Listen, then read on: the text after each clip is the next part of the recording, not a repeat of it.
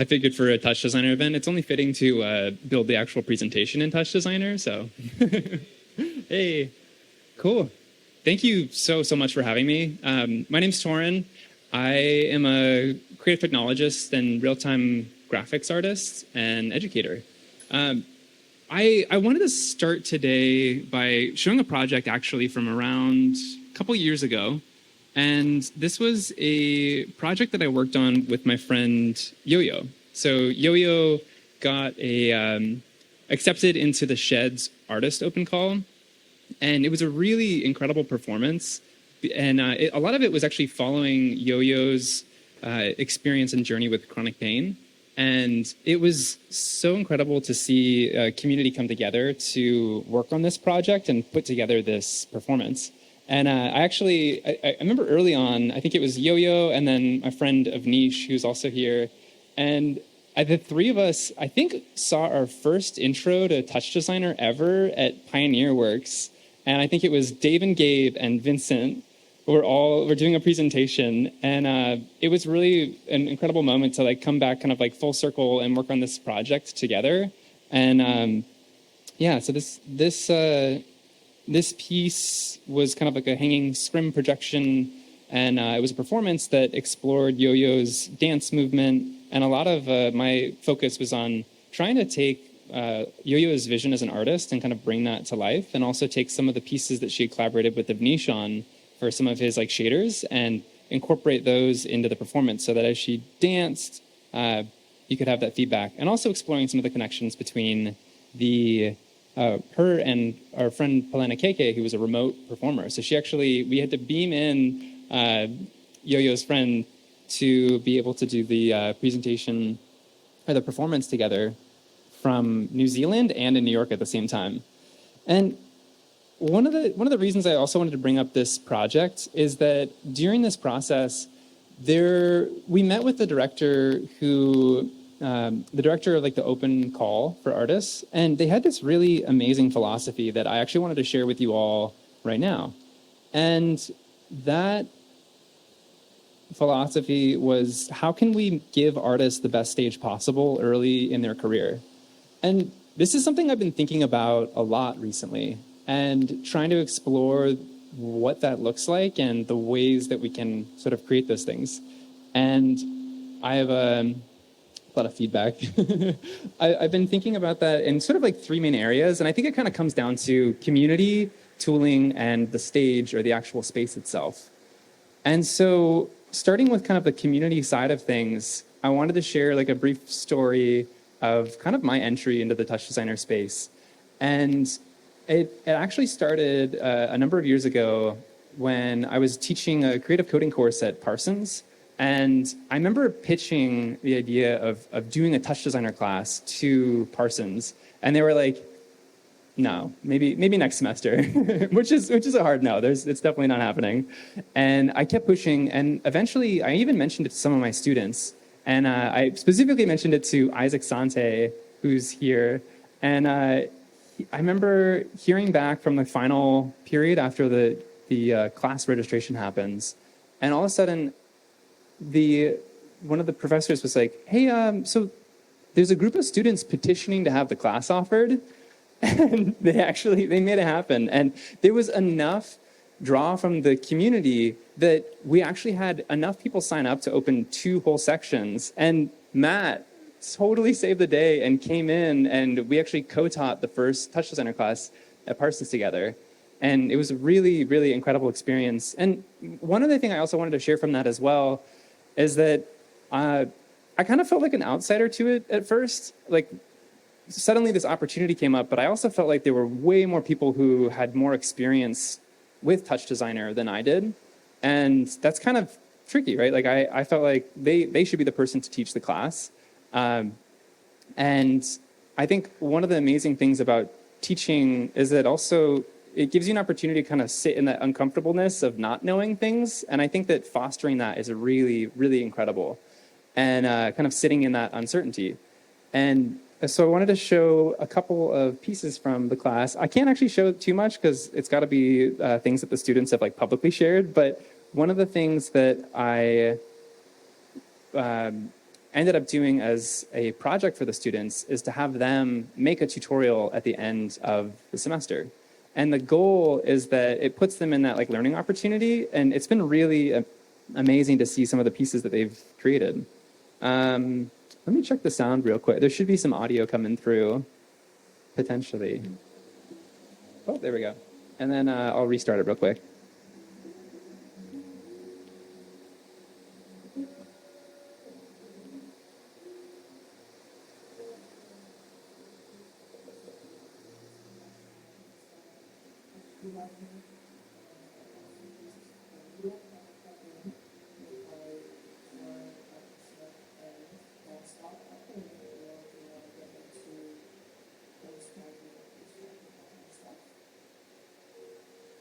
So here I'm using Linux to create videos. But today I want to show the workflow of how we do production happening in TouchIn.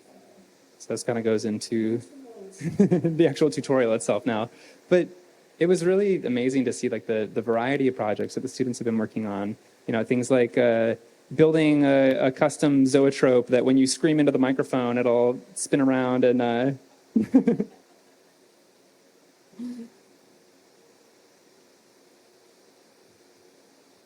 or working on some projection mapping in class that'll move around to your face position, or doing some little like custom makey circuits so that you can control the banana and apple.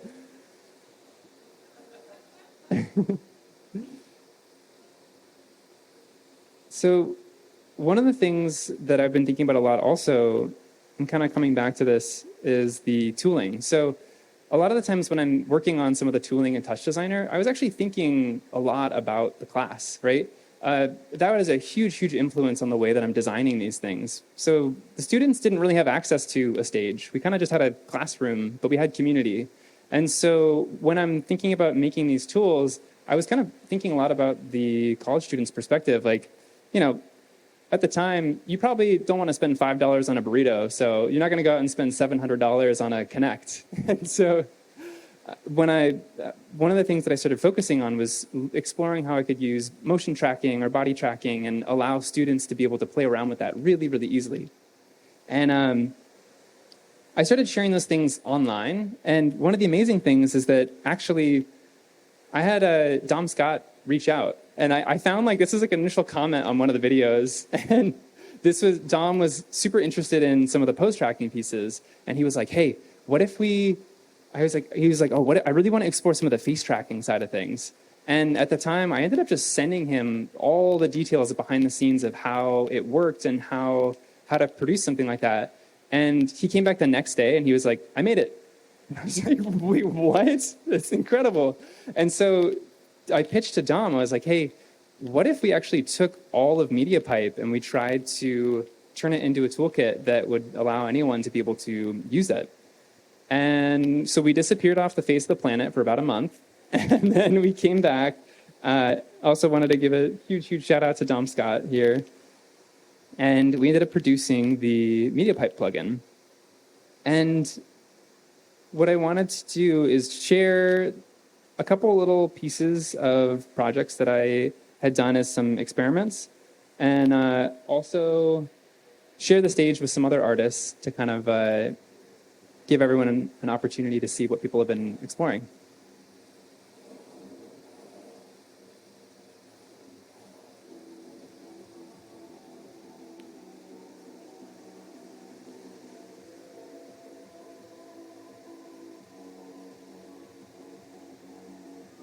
This is using Mickey's Chain GPU.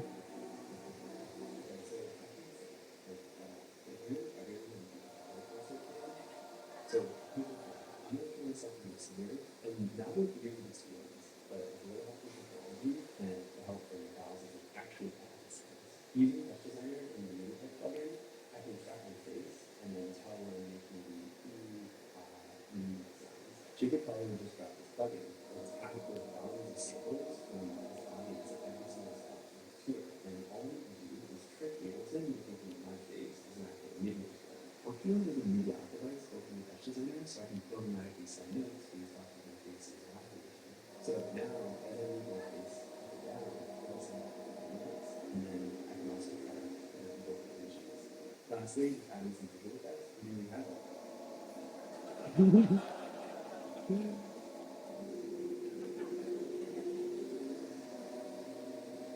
Cool. So I also wanted to share some of the other exciting projects that some folks in the touch designer community have been producing with this. This artist used projection mapping and then some of the hand tracking to make their own t-shirt and sweatshirt designs. Kat has been doing some really amazing experiments. And one of the things that's been really inspiring is just seeing all the variety of ways that people have pushed us in different directions. And it's been really inspiring and has helped push me as well to find unique ways of exploring a toolkit like this.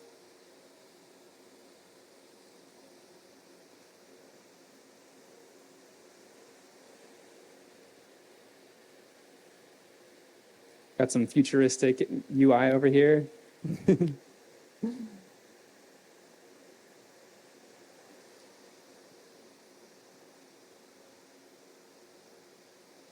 This is actually combining it with Lyle's stream diffusion.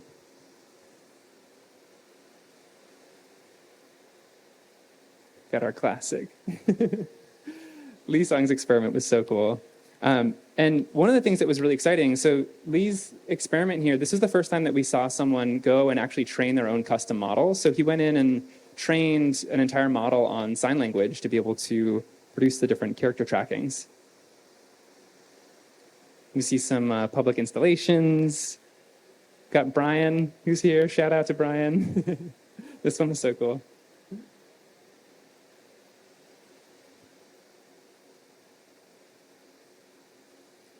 I still don't know how you did the spin. Pablo is doing some cool face tracking experiments recently.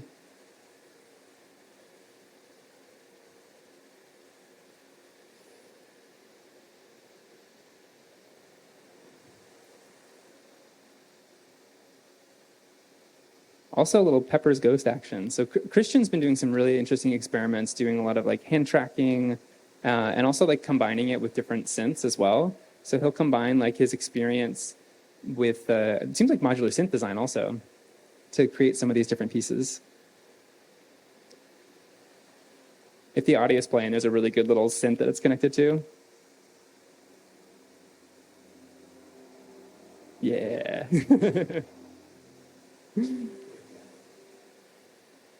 And also seeing how to combine it with some of the other emerging tools. So this one was so interesting because it combined the hand tracking and then used the Lyle's stream diffusion to be able to create these different brushes that you could then paint with. So you could type in a prompt, get a little custom brush, and then be able to paint in a custom installation with it. And then similarly, kind of doing these custom hand tracking brush styles. Mini UV did this crazy volumetric face tracking piece.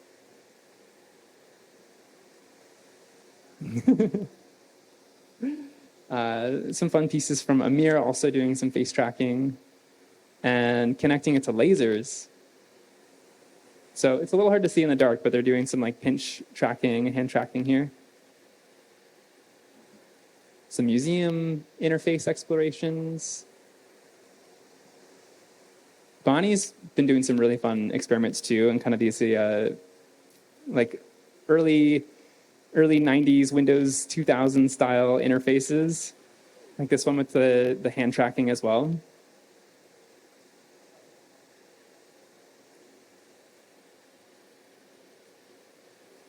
And also exploring some type experiments too. I think it's been really fun to see the different styles of interactions. Another one from Lyle, combining some of the stream diffusion elements. And Paula, this was a really fun piece. I actually sent this to Paula early on, and the first thing she said was, can I feed video into it instead of webcam? And I was like, yeah. And so we actually ended up redesigning part of it to make it an easier process to bring in video, because she immediately knew the direction to go. So I think with that, I wanted to talk a little bit about kind of the stage side of things. So recently, from some of those pieces and sharing them online, I got an opportunity to go to Rome recently for residency. And one of the pieces that I was working on there, I wanted to be able to take some of the experiments I've been doing and some of the post tracking and really just make a piece that was like site specific. And so what I ended up doing is I was looking at like textures and things that were local to the area, and there were thousands of marble sculptures everywhere. And so I was like, oh, I have to. And what I ended up doing is capturing all of these different videos of marble sculptures and then using the face tracking to be able to pair up the visitors with the actual marble sculptures. So this is a bit of what the interaction looks like.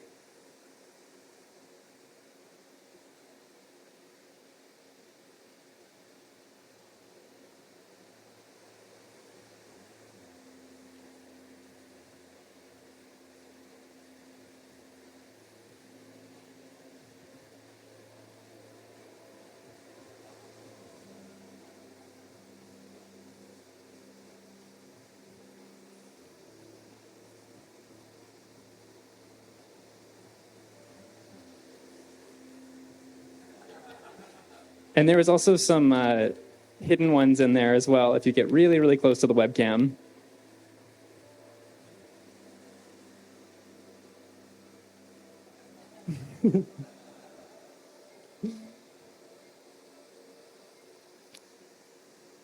But yeah, it was such a fun opportunity to be able to kind of explore those pieces. And I wanted to share another project that I had worked on during that. And this is kind of like a longer term piece. And I've been exploring a technique called neural cellular automata.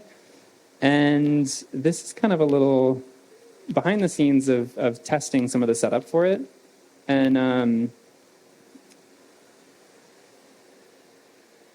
if anyone has some experience with cellular automata, this is a technique where instead you actually pass along the process of defining some of the rules for cellular automata to a machine learning model. And what you can do is train a AI to grow textures.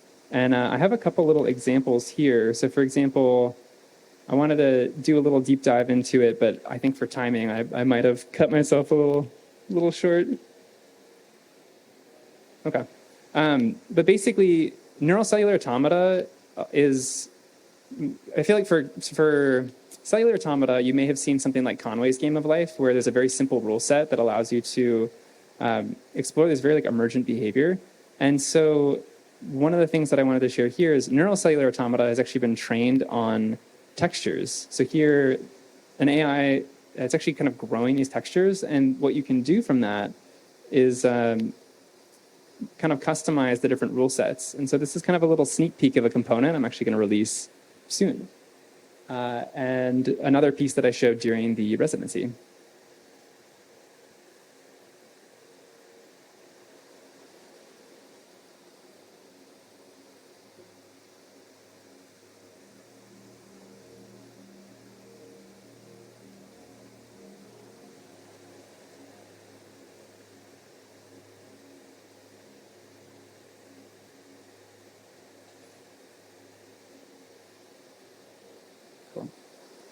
And this is a little sneak peek of the component where you can actually plug in any color that you want, and that will define the actual texture that ends up being grown. But there's multiple rules that are predefined for it, and so you can actually plug in different simulations super, super easily, and then do things like hook up some motion tracking for it to kind of customize the look and feel. Yeah. One thing I wanted to come back to, though, is one thing I wanted to come back to. Well, I have an axe. The main thing, so coming back to kind of the idea of being able to give artists the best stage possible earlier in their career, one of the things that I'm looking for, I'm curious if anyone has space to show student artwork. And I'm thinking about this a lot. The other piece, too, is to, be able to hang more than once a year. So it'd be amazing to be able to bring people together more often, maybe just something more casual, once a month. I remember Lyle and I, while we were at Berlin, we were talking a lot about how it's amazing that the Node Institute has been able to meet and do a roundtable once a month for almost 5 years now. And there's a huge community in New York. So I just want to put this out there. If anyone's interested in helping to host or knows of a space or is interested in attending or all of the above, we should chat. Cool. Thank you.